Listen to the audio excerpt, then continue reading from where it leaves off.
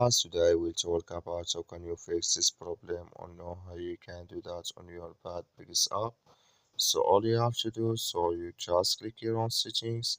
When you click here on settings here, it's going to show for your list like this here. So then you go down, just keep going down, click here on apps. So then you come to apps this here, and there you're looking for bad Piggies app, or just click on search. Then here add bad Piggies app, it's going to show for you like this. Click on it. So then it's going to take you to this list. Click on for stop. So click here on OK. Then you go down, just click on storage.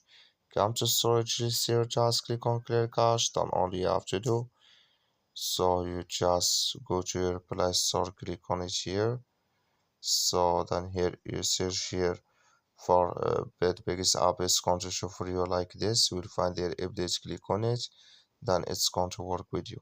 That's all you have to do. Thank you for watching. Don't forget to support us by liking, subscribe.